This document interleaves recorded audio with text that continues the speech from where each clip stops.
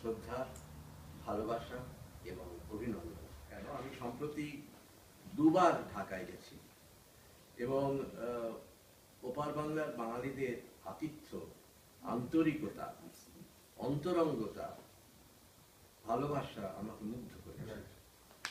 এবং প্রত্যেকের এত খাওয়ানো, মানে এত খেয়েছি, প্রত্যেকেই বাড়িতে আমন্ত্রণ জানান, মনে হয় যেন বহুদিন আমাকে চেনেন, এরকম ভাবে সেই আমন্ত্রণ। কলকাতায় এত বছর কাটালাম, কিন্তু কলকাতার বাঙালিদের মধ্যে আমি এই আন্তরিকতা দেখিনি, যে আন্তরিকতা আমি শিলাইদহে দেখেছি আর দেখলাম ঢাকাতে। এবং রবীন্দ্রনাথের প্রতি এই শ্রদ্ধাও আমি বোধহয় পশ্চিমবাংলায় দেখেছি কম, এতটাই দেখেছি ওই বাংলায়। আমি আবার যাব ফেব্রুয়ারি মাসে, কারণ ওখানে বইমেলা ফেব্রুয়ারি মাসে হয়। আমার সঙ্গে জাহানের দেখা হয়েছিল এইবারে, ঢাকাতেও ছিল তখন। তো আমার 2-3খানা বই ওখানেও বেরিয়েছে মানে পাইরেটেড এডিশন নয়, বা ওখানকার পাবলিশাররা পাবলিশ করেছে। সেই উপলক্ষে এবারেও বইমেলায় আমি যাব। অনেক পরে প্রশান্ত কুমার পালের রিসার্চে, কিন্তু আমরা আগে জানতাম যে তিনি সেই দিনই মারা যান এবং নর্মাল ডেথ, হার্ট ফেলিওর করে মারা যান।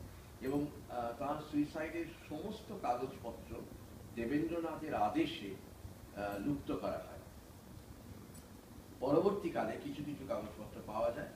তো তিনি যদি একটা সুইসাইড নোট রেখে যেতেন এবং রবীন্দ্রনাথকে একটা চিঠি লিখতেন, তাহলে কি লিখতে পারতেন সেটি হচ্ছে আমার বই।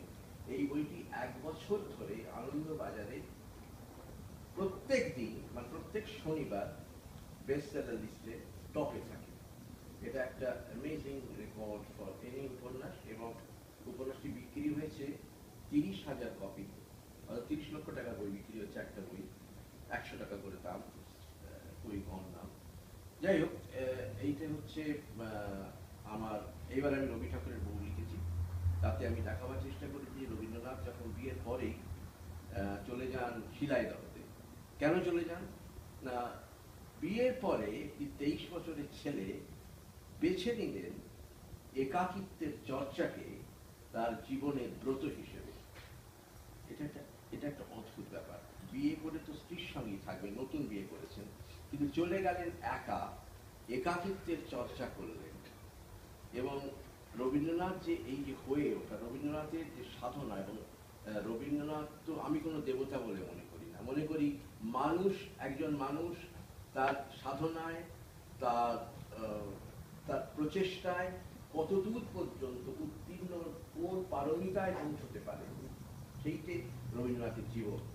তো রবীন্দ্রনাথের এই একাকিত্বটা দরকার ছিল এই জন্যে যে, ধরুন যদি রবীন্দ্রনাথ শিলাইদহ না যেতেন, তাহলে তার ছোট গল্পগুলো আমরা পেতাম না ডেফিনেটলি, কারণ ছোট গল্প বেশি হতো না।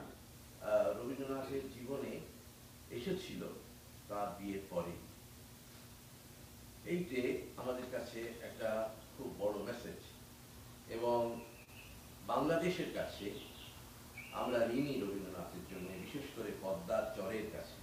কারণ পদ্মার চরের যে নিঃসঙ্গতা, যে বিশালতা, যে একাকিত্ব, তা রবীন্দ্র সাহিত্যের সঙ্গে ওতপ্রোতভাবে জড়িয়ে আছে। আমি এবারে শিলাইদহে যখন গেলাম, শিলাইদহ রবীন্দ্রনাথের বাড়িতে গিয়েছি, খুব সুন্দর করে, আপনারা যারা গেছেন তারা জানেন যে ওরা খুব সুন্দর করে ওটা রেখেছে বাড়িটা। সেই ফার্নিচার, সেই বসার জায়গা, সেই ঘর, সব একরকম আছে। শুধু যে একরকম নেই, তা হচ্ছে পর্দা সরে গেছে, মাইলের পর মাইল সরে গেছে পর্দা। আর পর্দা দেখা যায় না রবীন্দ্রনাথের বাড়ি থেকে। দূরে কোথাও একটা মাত্র জলস্রোতের আওয়াজ পাওয়া যায়। আমি পৌঁছেছিলাম রাত 8:30 তখন, আর আমি ছিলাম রবীন্দ্রনাথের বাড়িতে রাত 10টা পর্যন্ত ছাদের উপরে। রবীন্দ্রনাথ এখানে বসে থাকতেন, শুধু নিঃসঙ্গ বেদনাময় চরের ব্যাগটি পেলাম অন্ধকারের মধ্যে, এবং কোথাও যেন রবীন্দ্রনাথকে পেলাম। রবীন্দ্রনাথ যেন সেখানে রয়েছেন বলে আমার মনে হলো, কিন্তু পর্দা সরে গেছে, হয়তো অভিমান থেকে সরে গেছে। রবীন্দ্রনাথ নেই, আমরা আছি, আমি আর থেকে। প্রত্যেকটি বেবি কিন্তু ওয়েল প্রডিউসড, ওয়েল ফেড, ওর বাবা ভাবুন 14 নম্বর রবীন্দ্রনাথ। তো বাংলা সংস্কৃতিতে সবচেয়ে বড় কন্ট্রিবিউশন দেবেন্দ্রনাথ ঠাকুরের, বাকি সত্য হয়েছিল। বিভিন্ন ওখানে জোগাড় করে put together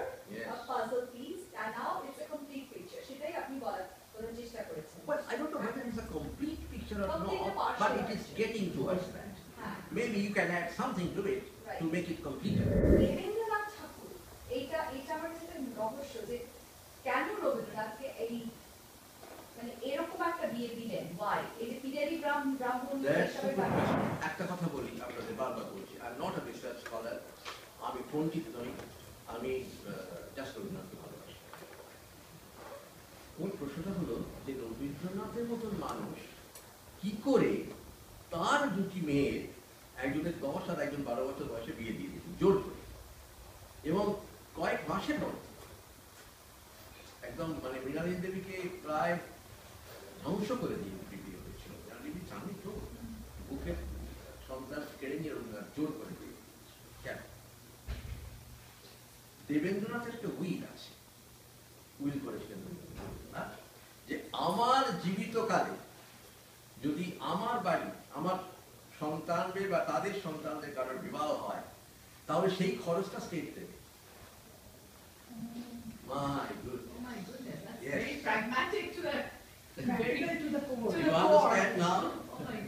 এবং রবীন্দ্রনাথ যে পোম দিয়েছিলেন সেই পোমটা অনেকটাই এসেছিল স্টেট থেকে স্টেট থেকে আর খানিকটা উনি ধার করে দিয়েছিলেন উনি 20,000 টাকা ওরা চেয়েছিল উনি 10,000 টাকা দিতে পেরেছিলেন আর 10,000 টাকা পরে দেবো বলেছিলেন এই জন্যে ওর কন্যার লাঞ্ছনার অভাব ছিল না বেলি এবং রবীন্দ্রনাথ নোবেল প্রাইজ পাওয়ার পরে বেলি যখন মারা যাচ্ছে টিউবারকুলোসিসে তখন রবীন্দ্রনাথ যখন দেখা করতে যেতেন ইয়েস ইউ আর রাইট রবীন্দ্রনাথের জামায় পা তুলে সিগারেট খেতেন রবীন্দ্রনাথের সামনে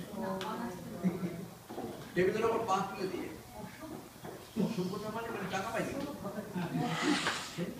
এটা হচ্ছে it is a man woman relationship আমি কিন্তু ভুলে গেলাম যে একজন ভৌতিক একজন দেবতা it is eternal man woman relationship আমার মনে হলো এবং ড্রিভেন বাই দুজনের একাকিত্ব দুজনের এলিয়েনেশন ফ্রম দ্য ফ্যামিলি দুজনেই কিন্তু এলিয়েনেটেড আজকে আমরা মডার্ন যুগে এইটা ভাবতে পারি যে দুজনেই কিন্তু এলিয়েনেটেড কেতকী কুশারী ডায়সনের নাম সবাই শুনেছেন তিনি একটা ব্রিলিয়েন্ট কথা বলেছেন তিনি বলছেন কাদম্বরী দেবী would not have to commit suicide if Sigmund Freud was born a few years earlier. Bengali literature, writing, journalism, and TV hosting on behalf of the WBSE, Quasi Mashroof Huda, President WABC, November 13, 2013. এই যে আজকের সন্ধ্যাটা হলো এবং এরকম একটা সুন্দর জিনিস আমি পেলাম আজকের সন্ধ্যার জন্য আমি সবচেয়ে বেশি grateful to Jamal my friend এবং আমার প্রায় 10-12 বছরের বন্ধু তাছাড়া জাহান আমি জাহান আসছে তো আমি জিজ্ঞেস করলাম আর আপনার কথা আমি জিজ্ঞেস করেছি আপনি আসছেন কিনা আপনার যেটা নামটা আমি দিয়েছি ওই নামে জিজ্ঞেস করেছি ওকে আমি এলিজাবেথ টেলর বলে ডাকি It will be more beautiful than you are. So Jahan, I'm very grateful to you. Thank you for everything. And it's a lovely, you are a lovely person. It's good to see you, Dada. Thank you. It's good to see you as well.